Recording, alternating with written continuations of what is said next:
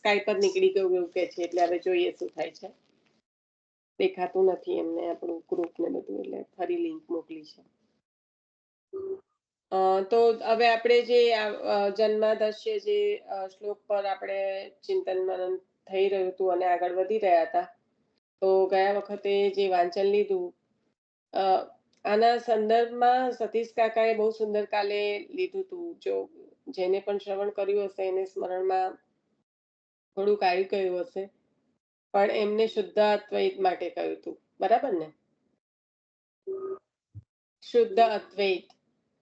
તો અત્યારે આપણે આ જે વાંચનમાં લઈ રહ્યા છે કે કહીએ કે આપણે આ સમજીએ બરાબર, કારણ કે આ નહીં સમજીએ તો આપણને દસમ સ્કંદમાં જે વિરોધ ધર્માશય, જે પરાત્પર શ્રી કૃષ્ણ અને શ્રી કૃષ્ણ તો પરબ્રહ્મ, એ જે સ્વરૂપ છે, કારણ કે આપણે કીર્તનમાં પણ જોઈ ગયા છે, એ કીર્તન પણ આપણે લીધું હતું કે નંદનો તાત બ્રહ્મ કહાવે, અને પરમાનંદાસજીનું કીર્તન જોઈએ તો પણ છાકનું જે કીર્તન છે, તો એમાં પણ આપ કહે છે કે માનુષ લીલા આપ કરી રહ્યા છો, પણ છો તો આપ ત્રિભુવનના ભોગ, આજ દધી મીઠો મદન ગોપાલ. એમાં પણ શું છે કે આપ, કારણ કે બ્રહ્માજી એમાં તો મોહિત થઈ ગયા. જ્યારે આવી છાક લીલા થઈ ત્યારે બ્રહ્માજીને આપના સ્વરૂપમાં એ રીતે થયું કે ખરેખર જો આપ બ્રહ્મનું સ્વરૂપ છો તો પછી આ કેવી લીલા? જે 3 અધ્યાય પ્રક્ષેપ કર્યા છે સુબોધિનીજીમાં નથી, એની વાત છે કે કારણ કે આચાર્ય ચરણના મતે આ લીલા સારસ્વત કલ્પની નથી, પણ અહીંયા આપણે કહેવાનો તાત્પર્ય એ છે કે એ બ્રહ્મનું સ્વરૂપ જ્યારે આપ સખાઓને દાન કરવા માટે આપ વ્રજમાં પ્રકટ થયા છે, સખીઓને દાન કરવા માટે, તો જ્યારે એ સ્વરૂપ જોયું ત્યારે બ્રહ્માજીને પણ થોડું આશ્ચર્ય થયું, અને એટલા માટે આપ ત્યાં આવી રીતના આવ્યા અને ગોપ બાળકોને લઈને પધારી ગયા. એમાં એક લીલામાં અનેક લીલા છુપાયેલી છે.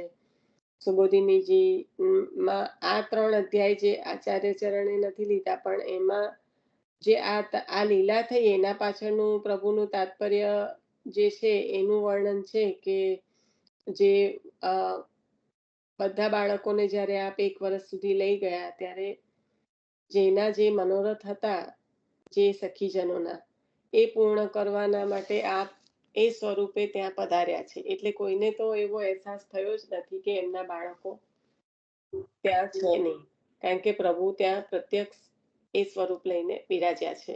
કેમ? તો કે એમને જે સુખનું દાન કરવાનું છે એ એના દ્વારા, એટલે એક તાત્પર્ય એ પણ છે. પણ અહીંયા જે સતીશ કાકાએ પણ કાલે લીધું બ્રહ્મનું સ્વરૂપ, જે આપણે એ જ વાંચન કર્યું કે બ્રહ્મનું સર્વગત્ય સર્વશક્તિમત્વ અને નિરંકુશ જગતકૃત્વ, એટલે આપનું જે સ્વરૂપ છે કે સૃષ્ટિનું આપે બ્રહ્મ સ્વરૂપ છો, એટલે સર્વ સૃષ્ટિ પ્રકારોનું સૂચન પણ વિવિધ પ્રકારોથી કરીને સૃષ્ટિનું સર્જન, એટલે કે સર્વગત્વ, સર્વશક્તિમત્વ અને નિરંકુશ જગતકૃત્વ. તો એ જે આપનું બ્રહ્મનું સ્વરૂપ છે, એ સ્વરૂપની વાત જન્માદસ્યમાં કરી રહ્યા છે શ્રી મહર્ષિ વ્યાસજી. અને શુદ્ધાદ્વૈત તો આમાં આપણને રાજાએ પણ લીધું હતું કે 3 છે, અદ્વૈત,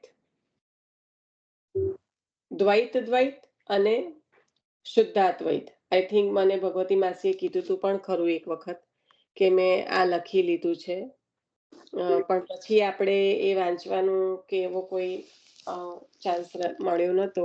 એકવાર એ બોલ્યા હતા માસી, ભગવતી માસી આપે લખ્યું હતું એવું કહેતા હતા ને? એ મને અત્યારે પછી હું તને મોકલીશ. દ્વૈત, અદ્વૈત અને શુદ્ધાદ્વૈત. ના એ જ કહું છું. પણ એનું સુંદર રાજાએ પણ લીધું હતું લખાણ કાલે હતું. હા, તે હા, સતીશ યાદ છે કાકાએ મારી પણ પાસે. કાલે લીધું. હા, આ પછી હું તો કરું. હા, શું કહો છો?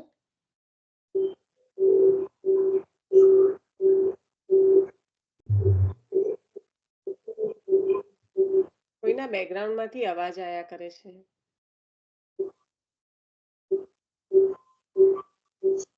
ચેક કરો કોના બેકગ્રાઉન્ડમાંથી અવાજ આવે છે ને બંધ કરજો.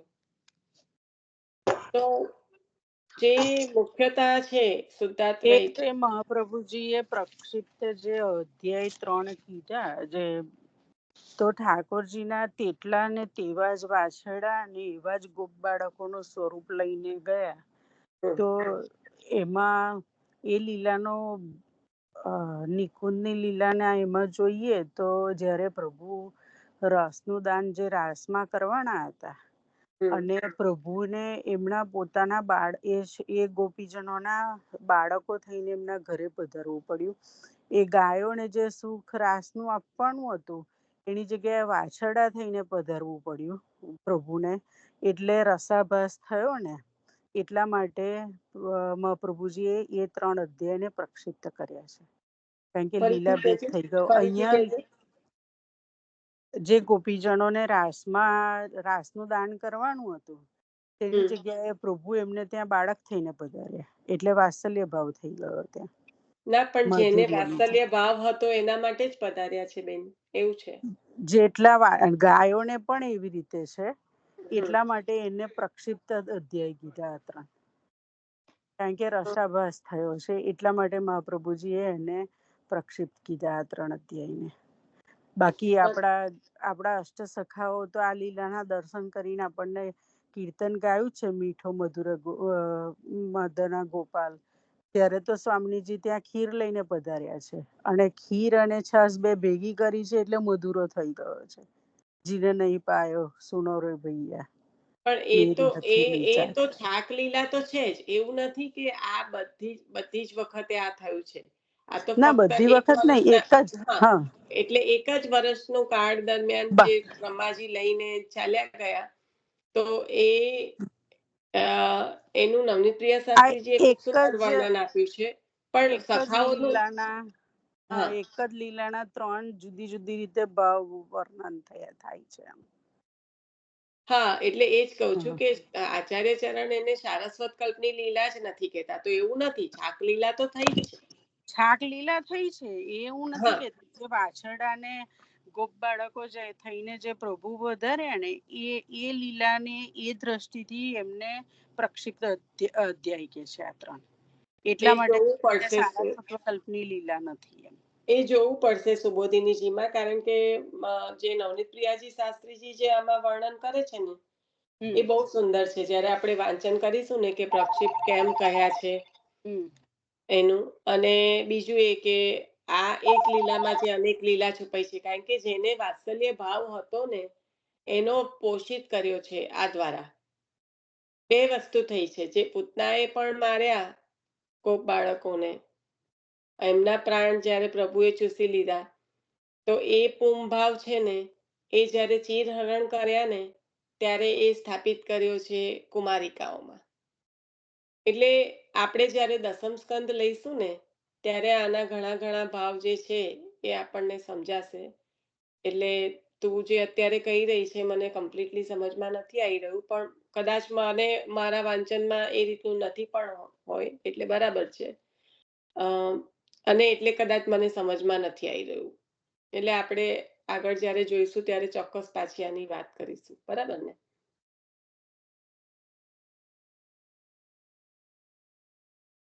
કારણ કે મને જે આ રસાભાસ થયો છે ને એ મને હજી ધ્યાનમાં નથી. મને એવું છે કે જેને જે રીતે પોષિત કરવાના હતા એ સમયે આપે કર્યા છે એમ હતું મને. એટલે આપણે પાછું વાંચનમાં લઈશું. પણ અહીંયા જે પરબ્રહ્મ તો કૃષ્ણ હોય, એટલે જે આ જે બ્રહ્મનું જે સ્વરૂપ છે તો શુદ્ધાત્વૈદ, એ જેને સત્સંગ કદાચ ના સાંભળ્યો હોય તો થોડુંક આપણે લઈ લઈએ સતીશ કાકાનું. પણ એમને જે આમ આ સત્સંગમાં ગઈકાલે જે શુદ્ધાત્વૈદનું અને રાજાએ પણ જે સ્વરૂપ સમજાયું હતું તો એ જ છે કે એક તો છે કે એક પ્રભુ અને એક જીવ, એ તો દ્વૈતની સ્થિતિ છે કે બંને અલગ અલગ છે. અદ્વૈત એ છે કે બંને એક જ છે. પણ જ્યારે બંને એક જ હોય ત્યારે દયારામભાઈએ આનું બહુ સુંદર સ્વરૂપ ચંદ્રવડામાં સમજાયું કે જો બંને એક જ હોય તો પછી જે પ્રભુની લીલામાં પ્રભુ જે દાન કરવા ચાહી રહ્યા છે એ જીવને કેવી રીતે મળે.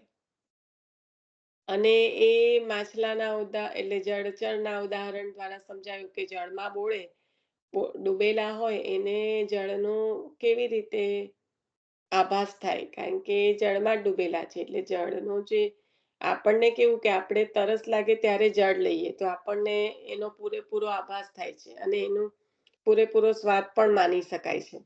પણ જે જળમાં છે એ ના માણી શકે, એને ના ખ્યાલ આવે કે તરસ શું છે. પણ જે તરસ્યો હોય એ જળ લે તો એનો આનંદ જ અલગ આવે. એટલે એવી રીતના એકત્વ છે જે હવે ત્રીજા સ્કંદમાં આવશે. આપણે આચાર્ય ચરણ દાસોહમ કે છે જ્યારે એકત્વ છે ત્યાં આગળ સોહમ સોહમ છે. એટલે કારણ કે ત્યાં બ્રહ્મ અને જીવનું એકત્વ આવી જાય છે. તો એ એકત્વ સ્થાપિત થતાની સાથે જ જે સોહમ સોહમ એટલે કે હું જ છું, પરબ્રહ્મ તો કૃષ્ણ હોય એની જગ્યાએ સોહમ થાય ત્યારે જીવને એ બ્રહ્મનો અંશીમાં મિલન થઈ ગયું એટલે કે હું જ બ્રહ્મ છું એવું થાય છે. ત્યારે એને જે લીલાનો આસ્વાદ જે પ્રભુની સાથે લેવાનો છે એ મળતો નથી. અને એ આપણે સુંદર રીતે આપણે એક વાર્તાજીમાં આપણને આ સમજાયું છે.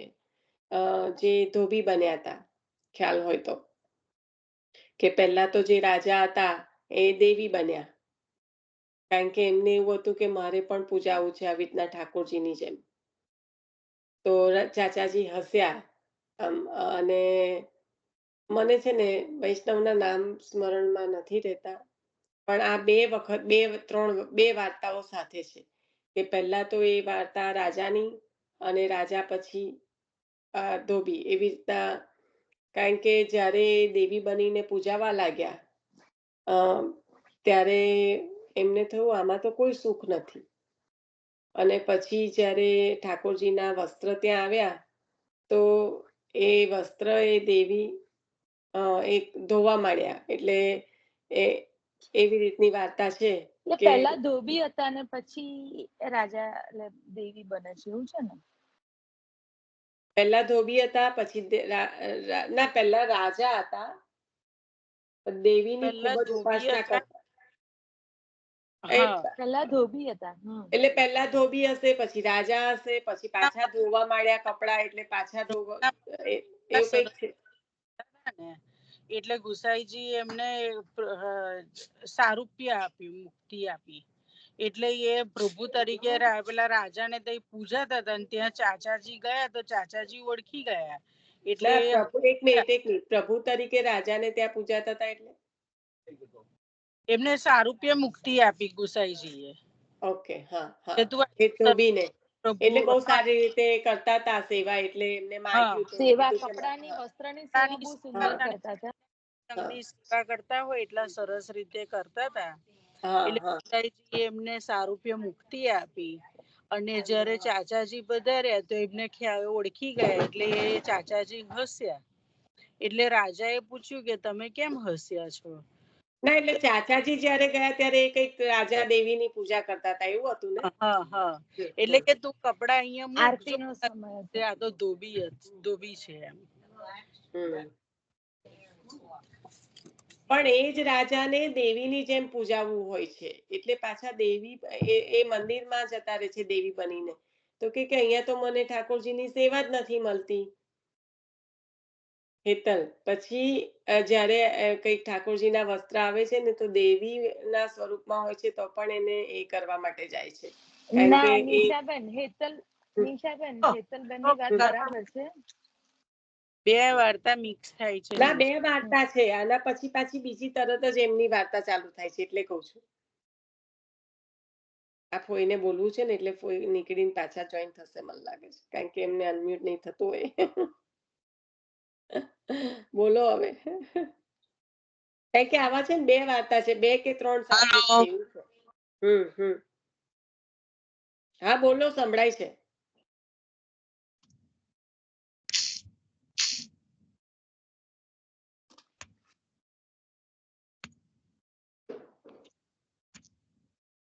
આ સારૂપ્ય એટલે એકત્વનું સ્વરૂપ અને એ અદ્વૈત અને શુદ્ધાદ્વૈત એમાં શું ફરક છે એ કાલે. હલો, હા ગડબડ બોલો, કરી સંભળાય છે, સંભળાય છે, બોલો. વાર્તામાં બહુ ગડબડ કરી નાખી. ના એટલા માટે જ ગડબડ કરી નાખી એટલા માટે તો એના પર હજી ચિંતન કરી રહ્યા છીએ કે બે વાર્તા છે, એક જ હું વૈષ્ણવના હલો આવી હલો રીતના બે કોન્સિક્વન્સ વાર્તા છે. તો પછી થતું નથી. હા હા, એ તો સમજી ગઈ હું તમે નીકળ્યા ને ત્યારે, પણ એક પછી એક સાથે જ છે આ બંને વાર્તાઓ, એક જ પેલી ધોબીની આવે છે, હા પછી રાજાની આવે છે. ધોબીમાં કેવું હોય છે કે ધોબી શ્રીજીના કપડા ધોતા હોય છે, તો હમ સરસ રીતે ધોવે છે. એટલે ગુસાઈજી ત્યાં પધારે છે, તો ગુસાઈજી કે છે કે તું આવી રીતે પથ્થર પર પછાડીને ધોતા હોય તો હતી તું જ. તો કે ભગવત સ્વરૂપ છે, કેવી રીતે પછાડું કે છે, એટલે હું પછાડતો નથી. એટલે હા ગુસાઈજી હા થઈ ગયા ધોબી પર. તો હમ કે માં કેમ? તો એમને માગ્યું કે હું પૂજાવું આવી રીતે, એમ ઠાકોરજીને જેમ હું પૂજાવું એવું મારી ઈચ્છા છે એમ. હમ એટલે હમ કેવું તો થતું. એટલે પછી ધોબીનો જયારે દેહ પડ્યો તારે એને તેગડે રાજાને ઘેર મંદિર થતું હતું. હમ એટલે એ હમ ઠાકોરજીમાં પધાર્યો. હમ એટલે એ ઠાકોરજીની પૂજા દેવી કરાઈ, ઠાકોરજીની પૂજા કરતા હતા. દેવી સ્વરૂપે જ પધાર્યા એટલે એવું ને, દેવીની નહીં, પૂજા. રાજા ઠાકોરજી સ્વરૂપે જ ઠાકોર તરીકે પૂજા, દેવી નહીં. એ પાછું તું બીજી વાર્તા ભેગી કરે છે. એ હા રસાઈ દેવી છે તારી. એટલે મેં બરાબર. કીધું થાય છે બધી, હા એટલે કાલે પૂરું કરું છું. હા હા, રસાઈ દેવીની, બરાબર. હા હા, એમાં તારી હમ વાત કે છે તે એમાં એ થયું. દેવી એમાં નથી, એમાં રાજા ઠાકોર જ હોય છે. હમ, ધોબી ઠાકોર એટલી વાર્તા છે, જોજો. બરાબર. પછી એ રાજાને આવી રીતે રાજા તઈ પૂજા થાય છે, એટલે એની પૂજા થાય છે.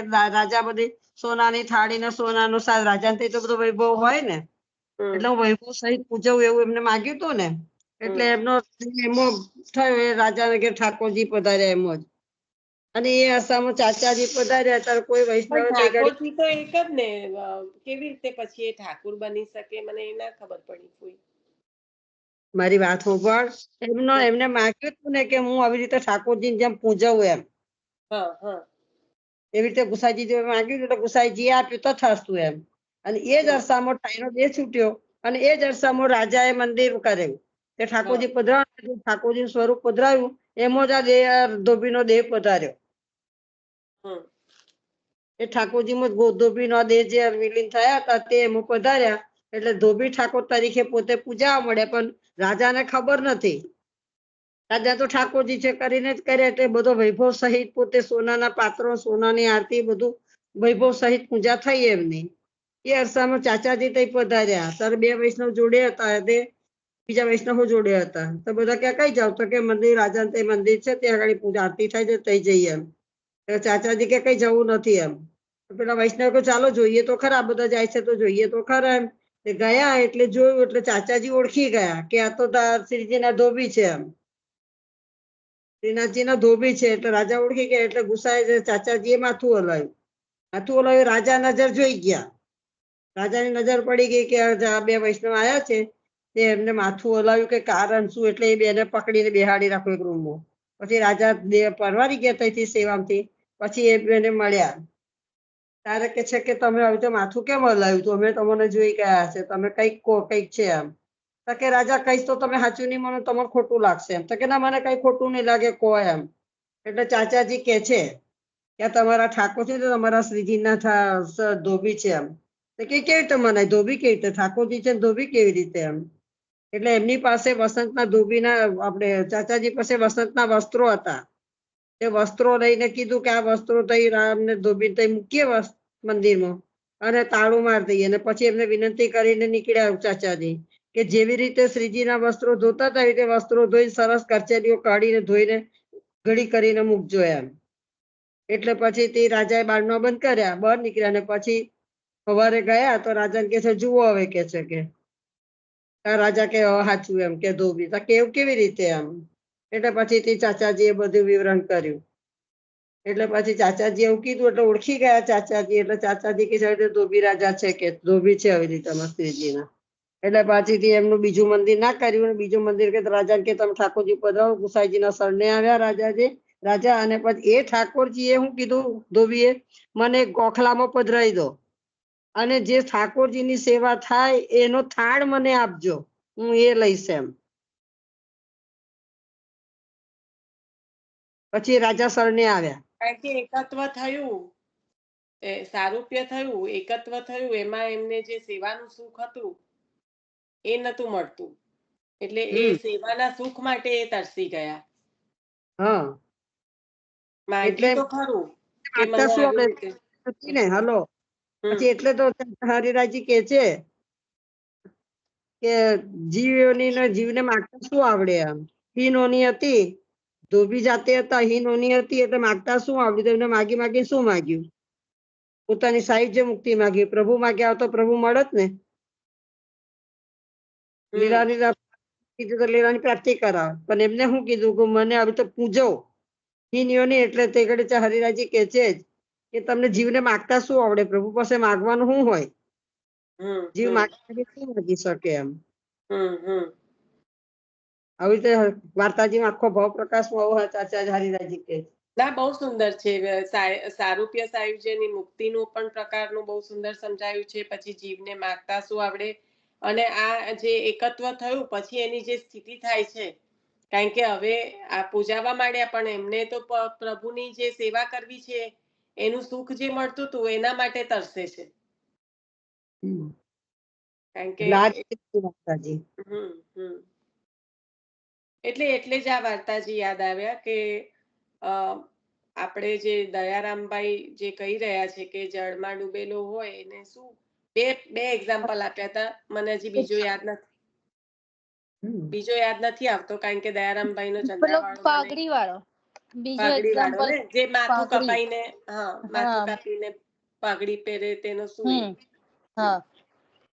અને આ જળમાં રહીને જળનો શું એ માને, એવી રીતના ચંદ્રાવાળો છે. એટલે ત્યાં એક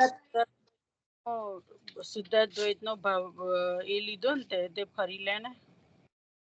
હા, એટલે હજી ચાલુ જ છે હેતલ, કે આ થયું અદ્વૈત, બરાબર. એક તો પહેલું લીધું કે દ્વૈત, એટલે બે જીવ અને બ્રહ્મ જે જુદું જુદું છે. પછી થયું અદ્વૈત. અદ્વૈતમાં શું થયું? આ સ્થિતિ થઈ જે આપણે રાજાનું, એટલે આખી વાર્તાજી લીધા આપોએ સરસ રીતે. તો એ કે અદ્વૈત થયું, તો અદ્વૈતમાં તો કોઈ સુખ છે જ નહીં. સોહમ સોહમ એટલે વિલીન થઈ જાય છે. આપણે સાયુજ્યને, આમ તો સાયુજ્ય મુક્તિ પણ જીવને મળે તો ભાગ્ય છે, પણ કેમ એને હીન કહ્યું? કારણ કે મુખ્યત્વે પ્રભુની સેવા છે, અને એમાં જે આનંદ છે એ જીવને ક્યારે પ્રાપ્ત થાય? તો એ એકત્વ હોય તો ના પ્રાપ્ત થાય, અદ્વૈત હોય ત્યારે ના પ્રાપ્ત થાય. એટલે આપણે આગળ પણ એક બીજા વાર્તાજી આવી રીતના લઈ ગયા. હમણાં હજી બોલી રહી છું ને મને યાદ આવ્યા, ને પછી પાછું વિસરાઈ ગયું બોલતા બોલતા. પણ એક આ સ્થિતિ બતાવી. અને હવે શુદ્ધ અદ્વૈત આચાર્ય ચરણે જે બતાવ્યું છે એ શુદ્ધ અદ્વૈત. કારણ કે સોહમ સોહમ એ અલગ છે, અને દાસોહમ દાસોહમ. આપણને આચાર્ય ચરણે શું આપ્યું? દાસોહમ.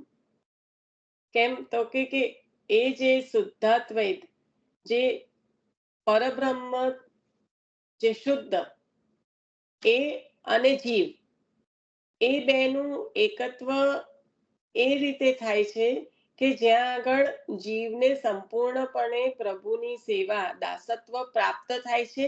અને દાસત્વ પ્રાપ્ત થતાની સાથે જે આનંદ, જે રસનો અનુભવ, જે પ્રભુ આધીન થઈને, કારણ કે ત્યારે શુદ્ધાદ્વૈતમાં થાય છે શું?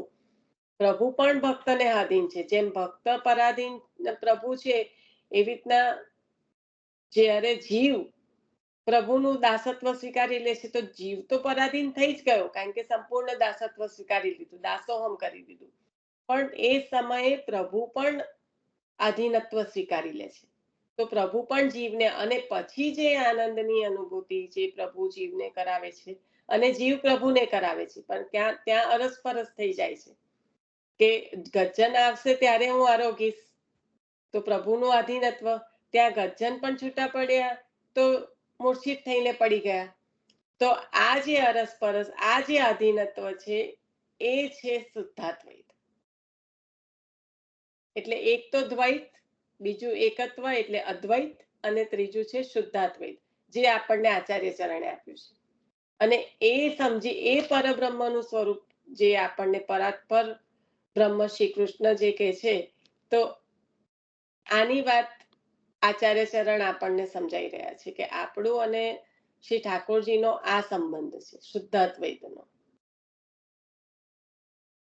એટલે જ્ઞાન અને ભક્તિમાં જે મુખ્ય ફરક છે ને એ આ છે. કારણ કે જ્ઞાન માર્ગીય ને મુક્તિ, ભક્તિ માર્ગીય ને એ નહીં ફાવે એવું દયારામભાઈ જે એમના ચંદ્રાવડામાં કે છે. અને વાર્તાજી બીજા એ યાદ આયા હતા હમણાં વાત કરતા કરતા, જ્યાં પાછું વિસરાઈ ગયું, પણ એ આયા હતા કે જ્યારે પ્રભુદાસ જલોટાજીએ જ્યારે આપી મુક્તિ, ત્યારે આચાર્ય ચરણે તો આ જ વચન કહ્યા કે તે તો એ ગ્વાલનને ઠગી લીધી, એને તો ભક્તિ આપતા તો કે કૃપાનાથ મુક્તિ માંગી તો મુક્તિ આપી, ભક્તિ માંગતા તો ભક્તિ આપતા. તો આ ફરક છે કે મુક્તિ એટલે આચાર્ય ચરણને કેમ આવા વચન કહ્યા કે ઠગી લીધી, કારણ કે મુક્તિમાં ને ભક્તિમાં બહુ મોટો અંતર છે. જે પણ આપણે સાધનો જે આપણે હીન અધિકારીમાં જોઈ ગયા કે ભગવતજીના શ્રવણ દ્વારા હીન અધિકારી જે છે ઋષિ મુનિઓ, હવે એ હીન અધિકારી કેવી રીતે થયા, પણ એમને સાધનને મુખ્યતા આપી, એ જે હોમ યજ્ઞ હવન જે પણ કરતા હતા, યજ્ઞમાં એમની રુચિ હતી, તો એના કારણે એમને દાન હીન અધિકારી કેમ થયા, કારણ કે દાન પણ એમને એમના કલ્યાણનું મુક્તિનું જ થયું છે ભાગવતજીના શ્રવણ દ્વારા. જે ભક્તિનું ભક્તિ રસનું દાન, એટલા માટે ભક્તિ રસ કહ્યું, કારણ કે એના દ્વારા પ્રભુ જીવને પ્લાવિત કરે છે, એના દ્વારા પ્રભુ એને જે દાન કરવા ચાહી રહ્યા છે એમાં એનો આનંદ જીવ પણ લે છે અને પ્રભુ પણ લે છે. અને એ જે આપણા વ્યસન દશાવાળા જીવો છે, જે વાર્તાજીમાં આપણે વારંવાર લઈએ છીએ, એના દ્વારા આપણે ખૂબ સમજી શકીએ છીએ કે અધીનત્વ બંને તરફનું છે, અરસપરસનું છે, એક તરફનું નથી. તો આ જ મુખ્ય ફરક છે આચાર્ય ચરણે આપણને જે આપેલું છે એમાં. અને આ છોડીને આપણે કશે બીજે દોડીને જ્ઞાન મેળવવા જઈએ તો પછી આપણે પેલી જે ગ્વાલન હતી દહીંના બદલામાં મુક્તિ લઈ ગઈ, એવી સ્થિતિ આપણી પણ થાય.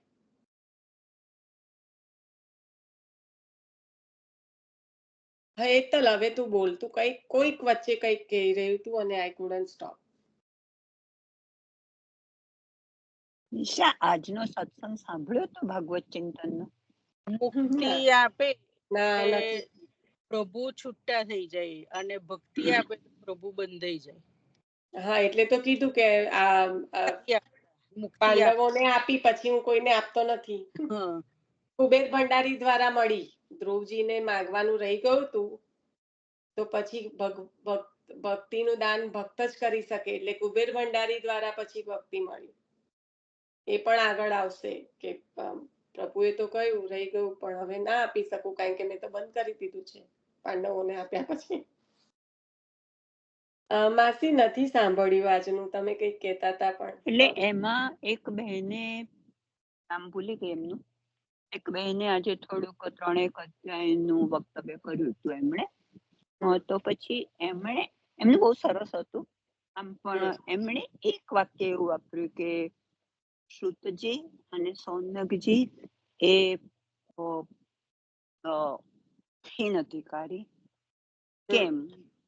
તો આપણે તે હમણાં બતાવ્યું એ કારણે થોડા દોષ હતા એમના, કયા તો એ, પણ એમણે એવું કહ્યું વ્યાવૃત્તિ, થોડા દોષ નહીં, 3 લક્ષણ જ છે. આપણે તો એમના દોષ જોઈ પણ ના શકીએ, પણ એ 3 લક્ષણ જ છે હીન અધિકારીના. એમાં જે બીજા નંબરનું લક્ષણ હતું ને કે એમને માત્સર્ય, ના સાધન તો ખરું, પણ માત્સર્ય, હા એટલે સાધન તો હતું જ. એ જે જ્યારે સાધનની વાત કરીએ ને ત્યારે એ એના સંદર્ભમાં કરી માસી કે ભાગવતજીના શ્રવણથી એમને મુખ્ય ફળ કેમ પ્રાપ્ત, મુખ્ય ફળ તો જુદું છે ભાગવતજીનું, પણ એમની બુદ્ધિ સાધનમાં હતી ને, એટલે મુખ્ય ફળ પ્રાપ્ત નહીં થતા થોડું ઉતરતું ફળ પ્રાપ્ત થયું. ભાગવતજી ફળ પ્રાપ્ત કરાવવા વાળું તો છે જ, પણ ત્યાં સાધન પ્રાધાન્ય હોવાથી, યજ્ઞ આદિ પ્રાધાન્ય હોવાથી ફળ ઉતરતી કક્ષાનું પ્રાપ્ત થયું છે. હા, હવે લો, એટલે પેલું હું શું બોલી છું એના સંદર્ભમાં એટલે બીજા કોઈ સાંભળ્યું હોય તો પણ હું ભૂલ ના કરતી હોઉં તો મેં પ્રશ્ન પણ પૂછ્યો, પછી એમની નજરમાં નહીં જોવામાં આવ્યો હોય. એમ કે એને એમ કહું કે આપણે મહાપ્રભુજીનું જે નિબંધ છે ભાગવતાર્થે, એમાં વ્યાવૃત્તિથી તો આ કરવાનું જ નથી, ઉદાહરણ પણ એમણે આપ્યું. પણ પછી શ્રુતજી અને સોનકજી હિનધિકારી, કારણ કે એમણે વ્યાવૃત્તિથી, પણ એવું તો હતું જ નહીં.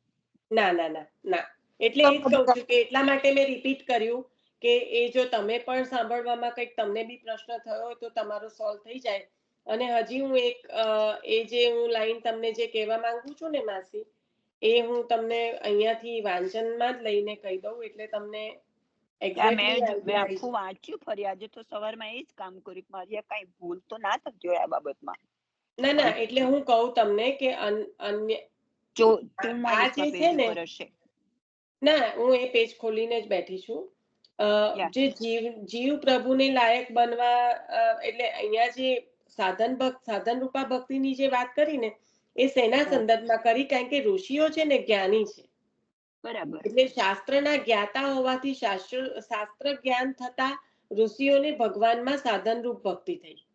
કારણ કે એ જ્ઞાની છે એટલે ભક્તિ પણ એમને એ રીતની થઈ. એટલે ભગવાનની કૃપાથી સૌનક વગેરે યજ્ઞ દ્વારા મુક્ત થયા, પણ જે સ્વતંત્ર શાસ્ત્રીય દ્રષ્ટિ મંત્રદ્રષ્ટા ઋષિઓ અને પુરાણ વક્તા સૂતને સામાન્ય કેમ કહ્યા? કારણ કે એમને જે ભાગવતજીનું જે પરમ ફળ હોય, ઉત્તમ ફળ હોય, એ પ્રાપ્ત નહીં થતા શું કીધું કે યજ્ઞ દ્વારા મુક્ત થયા છે, એટલે મુક્તિ મળી. યજ્ઞ દ્વારા મુક્ત થયું છે, બરાબર ને?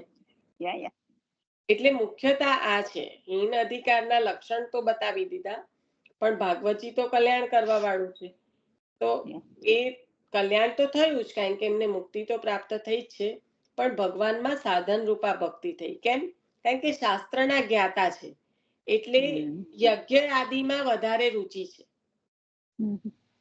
એટલે યજ્ઞ આદિને સાધન રૂપ કહ્યા. અને એનું પ્રાધાન્ય વધી જતા અહીંયા આગળ જ્ઞાનનું પ્રાધાન્ય વધી ગયું ને, એટલા માટે મુક્તિનું ફળ મળ્યું. એટલે હવે તમે જે સાંભળ્યું હોય ને એ તમે તમારી રીતે ક્લિયર થઈ જાઓ. બરાબર? આવું કેમ? આવું તો છે જ નહીં કઈ. ના, એટલે એ જ કહું છું કે તમે તમારી રીતે ક્લિયર થઈ જાઓ, અને પછી એવું હોય ને તો બાવાને ડાયરેક્ટ મેસેજ કરીને મેં પ્રશ્ન એમને પૂછ્યો, પણ પછી ટાઈમ થઈ ગયો તો એટલે મેં મૂક્યો તો પ્રશ્ન. ડાયરેક્ટ મેસેજ કરીને મૂકી દેવાનો તમને હજી પણ કંઈક પણ હોય તો. કારણ કે હવે સાંભળ્યું નથી ને, એટલે એના સંદર્ભમાં આપણે બહુ નહીં કરી શકીએ. તું કન્ટિન્યુ કરજો. જય શ્રી કૃષ્ણ.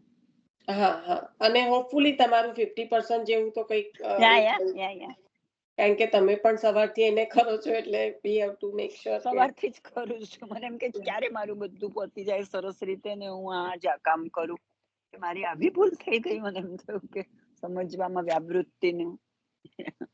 ના, અવ્યાવૃત તો વ્રજેત કૃષ્ણ તે આચાર્ય ચરણે આપણને આજ્ઞા કરી. અને અહીંયા આગળ જે ઋષિઓનું જે હીન અધિકારી જે બતાવ્યા ને, એ પ્યોરલી એમના જે 3 લક્ષણ છે ને એના આધારે બતાયા છે.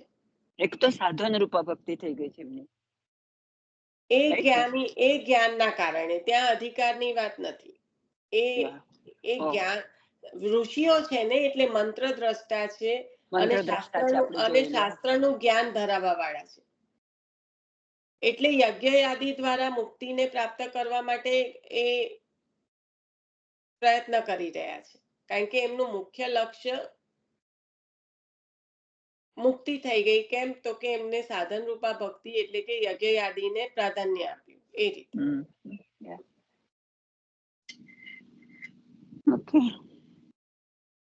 કારણ કે મર્યાદામાં ફળની મર્યાદા આ જ છે. કારણ કે મર્યાદા જે પ્રભુની વાણીમાંથી પ્રકટ થયેલા, આપણે આગળ જ પુષ્ટિ પ્રવાહ મર્યાદા 3 જોયું, તો મર્યાદા એ વેદવાણીને અનુસરવા વાળા જ છે, તો પછી કેમ આવું થાય? પણ વેદ વાણીને અનુસરે છે ત્યાં આગળ આમાં એક જ વસ્તુ છે કે એક આપણે લૌકિક ઉદાહરણ લઈએ, આ મર્યાદા અને પુષ્ટિ એટલે કોઈ આબ જમીનનો ફરક જે આપણે સમજી શકીએ ઓ મર્યાદા એટલે આપણે એમને સ્પર્શ, પણ એવું નથી. આપણે એ દિશામાં કેમ નથી જવાનું એની સમજ ઉત્તમ રીતે મેળવવાની છે. કે આજે કોઈક સ્ત્રી હોય, એનો પુરુષ બહાર ગયો તો કહે કે તમારા વગર તો હું જમતી નથી, તમે મારે, આ બધાએ સાંભળેલું છે, હું ખાલી અત્યારે રિલેવન્ટ છે એટલે જ લઉં છું. તો કે પૂતળું બનાવીને મૂકીને ગયો કે તું આને જ ધરાઈને રોજ લેજે. બરાબર છે. એટલે એને લાગ્યું હવે પતિ પાછો આવ્યો તો પણ પૂતળું પકડીને બેસી રહી. હવે આ મર્યાદા, સાધન ત્યાં પ્રાધાન્ય થઈ ગયું. પતિ પાછો આવી ગયો તો પણ એ સાધનને પકડીને બેસી રહી. પતિને નથી બેઠી. પછી એને થયું કે કયા પતિને ભજવું એમ, પૂતળાને ભજવું કે સાથ આયા છે તેને. આ તો ગોપીજનો ઠાકોરજીને કે છે. ના, હું આખો પ્રસંગ નથી લેતી, હું આ પ્રસંગનો એક પાર્ટ લઉં છું સમજવા માટે. હા, આ તો ગોપીજનો એટલે પ્રભુને એમાં કે છે કે પછી અમે અલૌકિક પતિને મૂકીને કેમ એ કરીએ જ્યારે પાછા જવા માટે કે છે ત્યારે. પતિને ભજીએ એમ. હા, અલૌકિક પાછા જવાનું કે છે તારે. હા, એ જ કહું છું. પણ હું એ પ્રસંગનો ખાલી એક પાર્ટ લઈને અહીંયા આગળ કહું છું કોઈ કે એ હવે કોઈ એવું કરે કે પૂતળાને પકડે અને જે આવેલો છે એને ના ગણે તો ત્યાં શું થયું? સાધનનું પ્રાધાન્ય થઈ ગયું ને.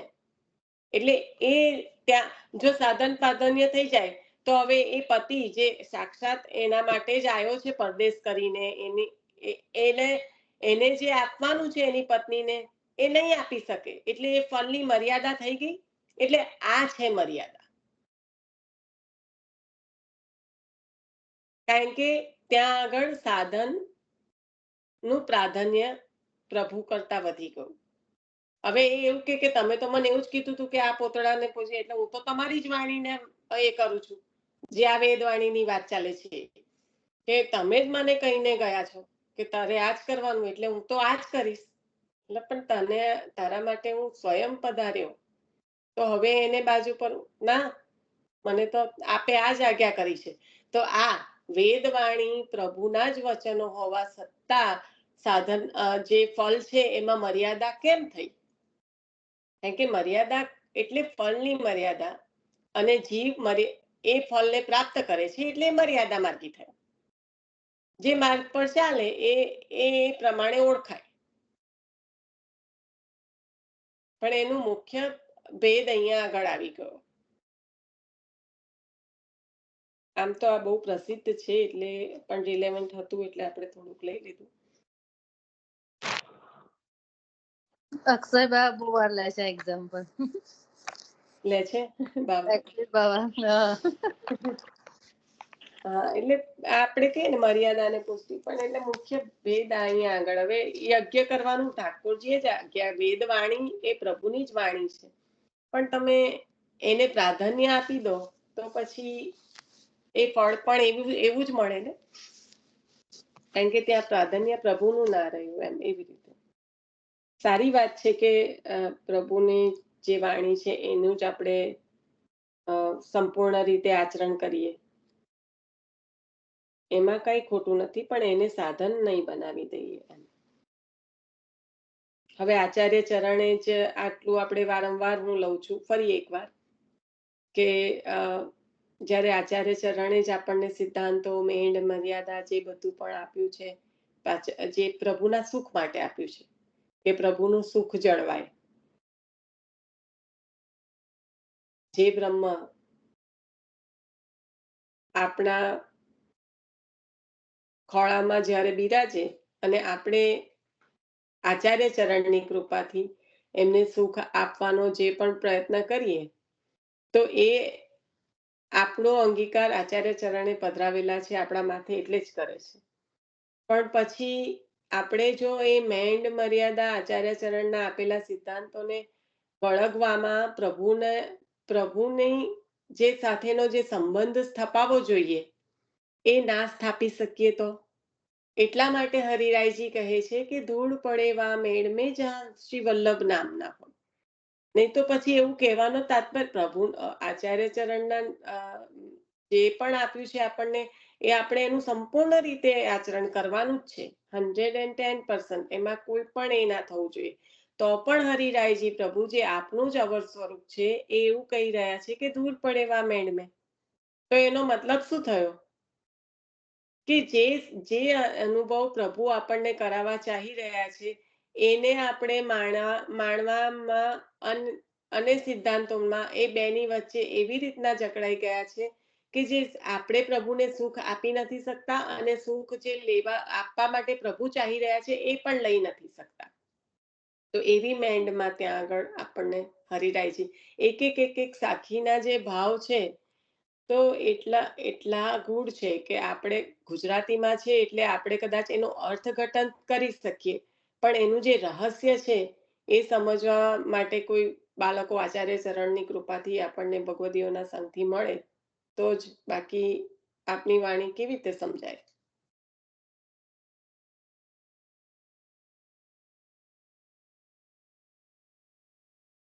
કારણ કે ત્યાં પછી એ સાધન થઈ ગયું ને, મુખ્યતા પ્રાધાન્ય એની થઈ ગઈ. અરે ભાઈ પ્રભુનું સુખ તો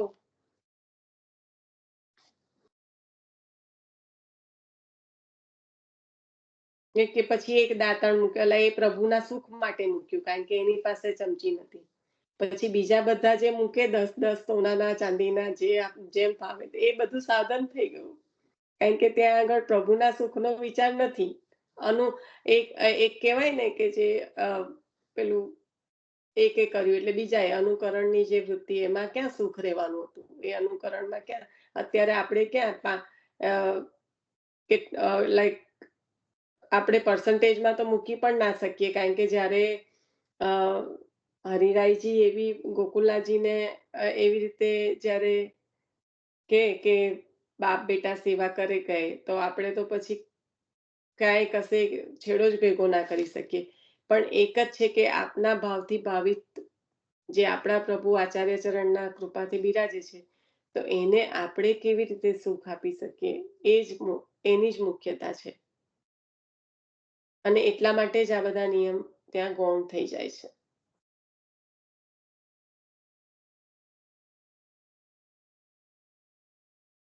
બહુ વધારે પડતો ઊંડો વિષયમાં આપણે ઉતરી ગયા. સમય પર નજર પડતા ખ્યાલ આવ્યો કે હવે આપણે સમય નથી રહ્યો આગળ વાંચન લેવાનો, પણ ખાલી આ જે બ્રહ્મનું સર્વજ્ઞત્વ સર્વશક્તિત્વ અને નિરંકુશ જગતકૃત્ય જે સિદ્ધ થાય છે એ જન્માદ્રશ્ય યતઃ પદથી બતાવ્યું.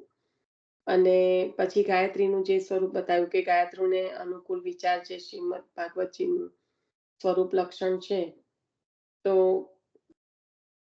એમાં ગાનારને તારે એ મુખ્યત્વે ગાયત્રી એવો અર્થ કરી અને વૃક્ષરૂપ વેદમાં નિપુણ હોવા છતાં એટલે જે વેદ વ્યાસજીની વાત કરે છે કે એમને ખરેખર આનંદ તો થયો જ નથી જ્યાં સુધી પ્રભુના ગુણગાન નથી ગાયા, એમના ભક્તોના ગુણગાન નથી ગાયા, એટલે કે શ્રીમદ ભાગવતની જ્યાં સુધી રચના નથી કરી.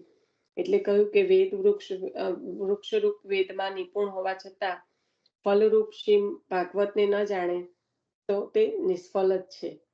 અને મુખ્યત્વે જે આપણે બીજ અને ફળ અને વૃક્ષની જે વાત કરી હતી એ કરી લઈએ કારણ કે ગાયત્રીના સંદર્ભમાં હતું કે જે પહેલો શ્લોક છે તો એ મંગલાચરણનો પહેલો શ્લોક જે અત્યારે આપણે લઈ રહ્યા છે એ બીજ રૂપ છે અને તેમાંથી જ સમગ્ર જે કલ્પવૃક્ષ જે ભાગવતજી છે એનો વિસ્તાર છે. એટલે વેદ અને ભાગવત બંનેના બીજમાં ગાયત્રી જ છે, તેથી બંને સમાન છે. વેદ અને કારણ કે વેદનો પણ સાર ભાગવતજીમાં છે એટલે કહ્યું કે વેદ અને ભાગવત બંનેના બીજમાં ગાયત્રી છે, તેથી બંને સમાન છે. ભાગવત એ વેદથી વિરુદ્ધ નથી કે ઉતરતું નથી. અને મંગલાચરણના 3 શ્લોકમાં ક્રમશઃ ગાયત્રી બીજ એ પ્રથમ શ્લોક, બીજો વેદ વૃક્ષ અને ત્રીજો શ્લોકમાં ભાગવત ફલ. એવી રીતના 3 શ્લોક. નિગમ કલ્પતરુ એટલે વેદનું જે કલ્પતરુ છે એ શ્રીમદ ભાગવતજી, પિબત ભાગવત રસમાલયમ.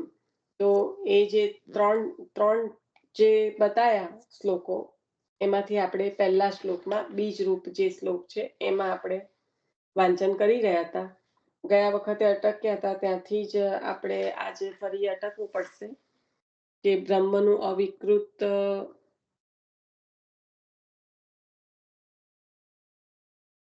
પરિણામ જગત છે. ક્યાં લઈ લીધું તું ખબર નહીં. ના, નથી લીધું ને, નથી લીધું. ત્યાંથી જ બાકી છે આપણું ત્યાંથી જ બાકી છે. હા, ત્યાંથી જ બાકી. તો આપણે ફરી ત્યાંથી જ આપણે ચાલુ કરીશું. છેલ્લેથી શરૂ કરવાનું. થોડું આજે એવું થયું કે બીજા વિષયમાં ઊંડા ઉતરી ગયા. માસી શું કીધું તમે? ખબર ના પડી. એ જ બસ મને લાગે મિલનબેન એ જ કહ્યું કે આપણે છેલ્લા ફકરાથી લેવાનું. ના, પેજ મારામાં તો પેજ ચાલુ થાય છે 52 નંબરનું, ત્યાંથી. ઓકે. ટૂંકમાં ગાયત્રીનું આપણે ત્યાં થઈ ગયેલું. હા, એ લીધું ને હમણાં આપણે, એટલે થોડુંક લઈ લીધું. તો હવે માસી તમારે કાલે વાંચન થશે? મારી કાલે અવેલેબિલિટી નથી. ટુમોરો મંગળવાર, કાલે થશે. ઓકે, તો તમે કાલે આપણે શું લેવાના છીએ હવે? શિક્ષાપત્ર. કારણ કે હવે તો એવું થાય ને આપણે શિક્ષાપત્ર. એટલે હું એમ કહું છું કે પહેલા શિક્ષાપત્ર થી લેવું. હા, એ જે શિક્ષાપત્ર સાર થઈ ગયો એવું કહું છું. સાર થઈ ગયો એટલે શિક્ષાપત્ર લઈશું કાલે. મિલનબેન, કાલે સત્સંગ નથી? તમે સતીશ કાકાનો રેકોર્ડ કર્યો? ના, કર્યો છે માસી. હા, નથી, મેં સેન્ડ નથી કરેલો. જોઈ લો. કર્યો, તમને બહુ કામ હશે, યાદ નહીં. ના, ખરેખર આઈ ફોરગોટ. sorry. હું મૂકી દઉં. સોરી કહેવાનું જ ના હોય, તમે કરો છો એ જ પૂરતું છે. ના, મૂકી દઉં. મને એમ કેવું પેલું શાંતિથી મૂકો. આપણે આ ચાલે છે ને એના સંદર્ભમાં જ આવે ને ત્યારે તો બહુ આનંદ એટલે થાય. એટલે આમે દર વખત સાંભળું છું મારા સમયે, પણ એમ કે આવ્યું એટલે વધારે ઇન્તજારી થઈ. ના, દયારામભાઈ ના એક ચંદ્રાવાળાને એટલા સરસ રીતે સમજાય છે. આશરો લઈ લઈએ આપણે, એટલે ઇન્ડિયા વાળાને બહુ ભાવ થઈ ગયો છે. અંજનાબેન છો? હા, હું લઈ લઉં. વલ્લભાધી સખી દ્રઢઈન ચરણન કેરો ભરોસો, દ્રઢઈન ચરણન કેરો. શ્રી વલ્લભનખ ચંદ્ર છટાવીન, સબ જગમાં જ અંધેરો ભરોસો. साधन और नहीं आकली में, जासु होत निबेरो. सुर कहाँ कहे दुबिध आधर, बिना मोल को चेरो भरोसो. दृढ़ चरणन केरो, दृढ़ चरणन केरो भरोसो, दृढ़ चरणन केरो. સર્વે વૈષ્ણવને જય શ્રી કૃષ્ણ. જય શ્રી કૃષ્ણ. જય શ્રી કૃષ્ણ. હેતલ, આપણે છે ને તું જે સારૂપ્યાની વાત કરતી હતી ને, આપણે જે સારૂપ્યની વાત કરી ને હેતલ, એ સાયુજ્યની પ્રાપ્તિ કરાઈ હતી. હા, ધોબી રાજાને જે વાર્તા છે ને એમાં સાયુજ્ય મુક્તિ પ્રાપ્ત કરાઈ છે, સારૂપ્ય નથી આપ્યું. ખાલી જોઈ લેજે ભાવ પ્રકાશમાં, કારણ કે સાયુજ્ય એવું ચોખ્ખું લખ્યું છે. 60 નંબરની વાર્તા છે. મિલન, શ્રી વલ્લભમાં મૂકજે. જય શ્રી કૃષ્ણ. જય